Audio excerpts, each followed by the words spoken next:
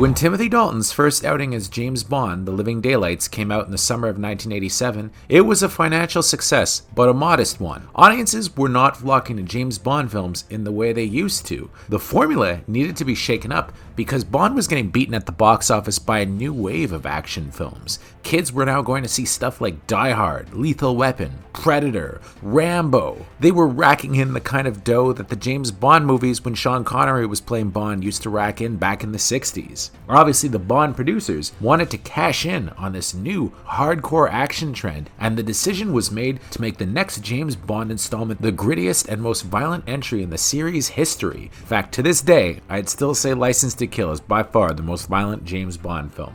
Now, in this one, Timothy Dalton's James Bond is out for revenge when his best buddy from the CIA, Felix Leiter, played by David Hedison, the only man to ever play Felix Leiter twice, he first played him in Live and Let Die, is attacked by an evil drug lord named Sanchez, played by the great Robert Davi. Felix Leiter is left badly mauled, by sharks no less, missing a leg, while his wife Della is murdered. Bond, with it reminding him of his own wife being killed, of course, goes on the warpath, vowing to kill the Colombian drug lord that's responsible for the attack. Now, License to Kill is by far the most controversial James Bond movie ever made. In fact, a lot of people really didn't like this one when it came out. It was panned because people said it wasn't really a James Bond movie. People said it was a lot like a Joel Silver movie or a Miami Vice episode. And sure, it was definitely more timely in that way. I remember being blown away by it somewhat when I was a kid because it seemed so much harder edged and violent, much more contemporary than the other James Bond movies, which always feel kind of somewhat timeless. I think License to Kill in some ways is probably the result of the Broccoli family and Michael G. Wilson having watched a whole bunch of Joel Silver action movies.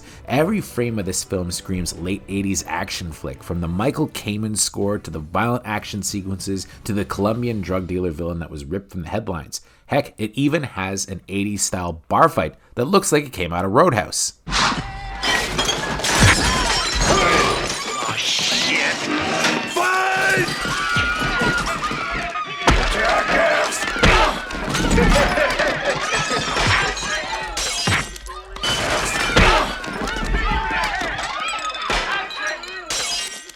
James Bond in a bar. I mean, that's just strange to me.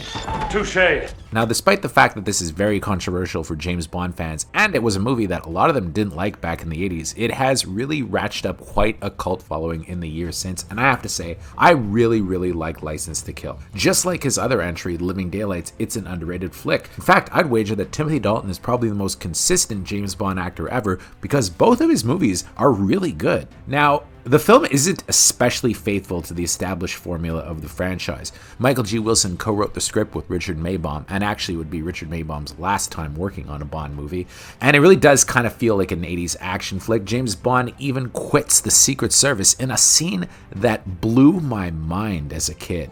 Then you have my resignation, sir. We're not a country club, 007.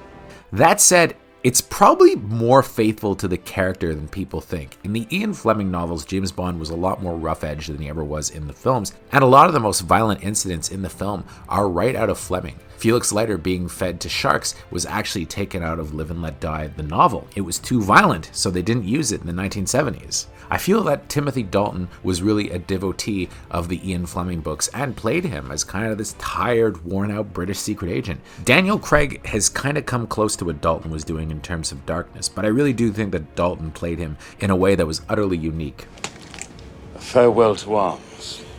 The film is really kind of split up into two halves. The first half of the movie is probably where it's the most quintessentially 80s, with James Bond out for revenge, putting together leads, doing a little bit of detective work, which is rare for a Bond movie, and, getting into kind of 80s staples of action films, getting into bar fights and all that, and meeting up with the tough but sassy love interest, Carrie Lowell's Pam Bouvier, who I absolutely adore. It's strange seeing kind of Timothy Dalton walking around in America because most of the film is set in Miami, Miami. And I also found that the cut of his suits is really weird in this movie. I think that Timothy Dalton never really felt comfortable in formal wear, so they were trying to make him a little bit more cash. And some of the cuts on his jackets and the blazers that he uses and the kind of the loose structuring of some of the suits kind of rubbed me the wrong way when I watched it again recently, because it doesn't feel especially James Bond-like. I think he probably could have taken a couple of fashion tips from Don Johnson as Sonny Crockett if we're talking about killing some bad guys in Miami. Surf's up, pal. The first half of the film, though, is probably where it's at its best as Bond starts to investigate one of Sanchez's associates, Milton Crest, played by Anthony Zerbe. At this point, another of Bond's friends, Sharky, who's kind of a Quarrel-esque character and played by another 80s action mainstay, Frank McRae, is killed by some of Crest's henchmen. Once Bond sees Sharky's lifeless body, he flies into a blind rage, and in one of the most badass sequences in the franchise's history, calmly takes a harpoon gun, walks up to the man responsible, and shoots the guy point blank in the chest, telling him, Compliments of Sharky.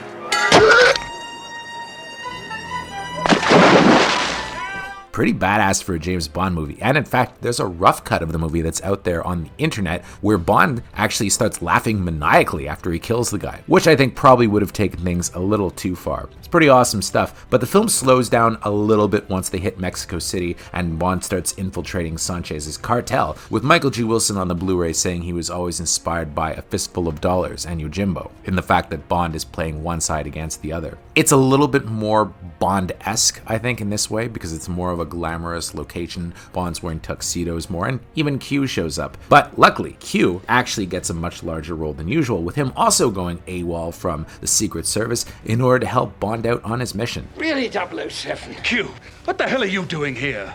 I might have killed you. Well, I'm on leave. Thought I'd pop round and see how you're getting on. Awesome stuff, and I have to say, I always did find that Q loved Bond, and I think the relationship between him and Timothy Dalton's Bond was probably the warmest of everyone, except for maybe Roger Moore and Desmond Llewellyn, who are actually good friends in real life. Now, Timothy Dalton as Bond does a really good job, and it's such a pity that he never got a third film, as I really think he would have won more people over had he been given a little bit more time. Both of his films are so good, although everyone seems to enjoy beating up on the guy due to the fact that his films didn't exactly break box office records and his tenure as the character was very short. I'd love to see Dalton make kind of a serious comeback. He came pretty close with Penny Dreadful and certainly hasn't been wanting for work. He was in Hot Fuzz as a great villain. He was Mr. Pricklepants in the Toy Story series, and he's on Doom Patrol. He's in his 60s now, and I could really kind of see him growing into this kind of supporting character in a Brian Cox type mold. In fact, I think he even kind of looks like Brian Cox now. Really love Timothy Dalton. I think his performance as Bond in this film is spectacular. I'd give it about a 9 on 10. The only reason I don't give it a 10 on 10 is that it's not super Bond-like, I think, when we think of the traditional film version of the character. Still, I really like him in this movie, and I wish he'd gotten a third film. They came pretty close with this movie called Property of a Lady, but maybe it was best that it didn't get made, because apparently at one point Bond was supposed to fight a robotic henchwoman. I mean, Bond meets the Terminator. It might have been a little too much. The villain in this movie, really good. Robert Davi kind of rubs me a little bit the wrong way these days with some of his political statements, but man, he was a good villain. He plays Sanchez. Sanchez is a drug lord in the Pablo Escobar mode, and I really like that Davi doesn't kind of play him as a raving lunatic like some of the other Bond villains. It's actually believable that the charismatic, somewhat personable Sanchez could inspire loyalty from his men and build an empire. The only time he really ever loses it is when he tries to get his girlfriend back, Talisa Soto's Lupe, who keeps leaving him over and over again because he's a monster. There's a really brutal scene where he whips her, which is extremely violent for a movie that ended up going out as a PG-13, and I'm surprised. He has a mean, sadistic streak, which you see over and over again in the film, but for the most part, Sanchez is cool and laid back, and I think he kind of wants to be James Bond's friend in certain ways. Him and Dalton have really good chemistry. I also really enjoy seeing a young Benicio del Toro as Sanchez's right-hand man, Dario, and man, is his death scene ever brutal.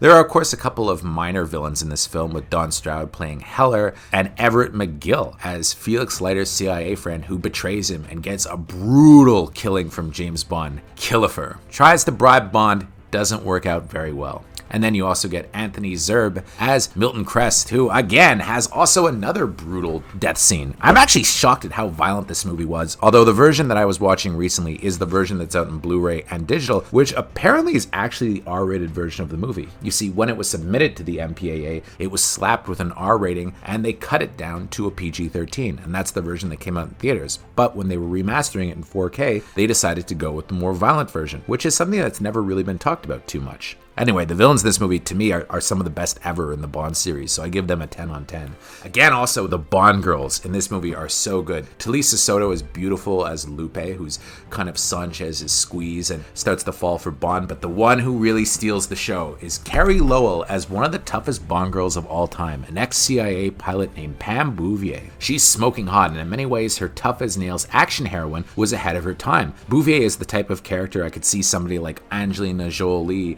or Charlize Theron playing. Carrie Laurel is so beautiful in this film, but man, does she ever look good with short hair. She looks good with long hair, but as soon as there's that scene, that reveal when she shows up with a smoking hot short haircut and Bond does a double take, whew, good stuff. I give the Bond girls in this one another 10 on 10. The Bond music is a bit more of a mixed bag. You see, John Barry quit the franchise just after Living Daylights, so they got Michael Kamen, who had scored Die Hard and the Lethal Weapon series, in to provide the music. He was, again, the quintessential 80s action movie composer, and his score is good. It's really good. It's just not super Bond-like. He does use the James Bond theme quite a bit, but you almost expect Eric Clapton to come in and start playing the James Bond theme. And in fact, Eric Clapton apparently did do a cover of the James Bond theme that's never seen the light of day. It's a good action movie score and it suits the movie like a glove. It's not super James Bond-like, but I still like it. The theme song by Gladys Knight, not bad. License to Kill. I mean, it must have been hard to write a song called License to Kill. Noteworthy, the closing song, If I Asked You To, which is written by Diane Warren and sung by Patti LaBelle,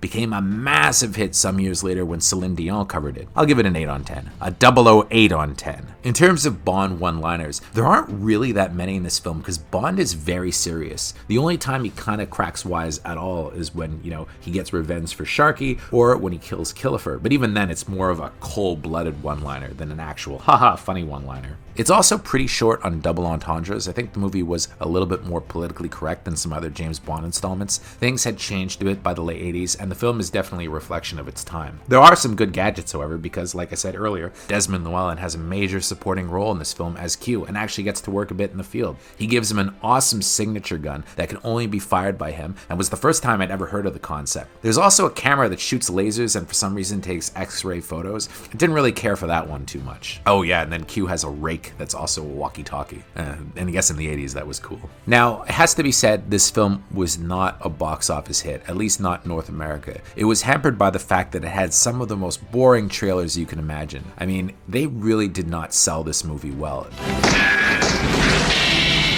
Problem solved. I'm more of a problem eliminator. I feel like everybody involved was just kind of coasting and expecting it to do well just because it was a James Bond movie. And boy, what a mistake did they make, because it came out in the summer of 1989, which has gone down in history as sequel summer. This was the summer that Indiana Jones and the Last Crusade started things off with a bang, and then Lethal Weapon 2 came out and was a huge hit, and you had a little movie called Batman that totally took the air out of the box office, and there was Honey, I Shrunk the Kids, there was Roadhouse, there was all kinds of huge movies, and James Bond just couldn't keep up. It was even outgrossed by Star Trek V: The Final Frontier, which everybody always says is the worst film in the series. Piss off. License to Kill made an anemic $33 million domestically, which was a disaster for a James Bond movie considering how much it cost. Although worldwide it was a pretty big hit. It made $156 million, which was actually above what The Living Daylights made, but North America is such a huge market for James Bond movies, it couldn't help but be seen as some kind of major disappointment, and I think that's probably why we never got a third Timothy Dalton film. Although, again, like I said, they came pretty close. I've always thought this was one of the best James Bond movies, even though it's very divisive, so I give it a strong 8 on 10. Of course, this was the end of the Timothy Dalton era, a premature end if I do say so myself, but we were about to embark on an all-new era. Unfortunately, it would take a long time to get there, 6 years before we'd finally get Pierce Brosnan as James Bond, the role that he came so close to playing in 1987 when they went into production on The Living Daylights. But of course, that's a story for another time here on James Bond Revisited.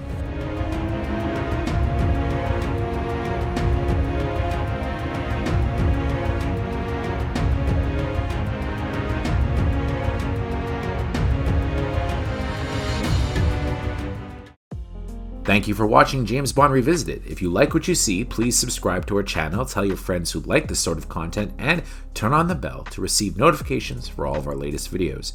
We're an independent company, and we appreciate all of your support.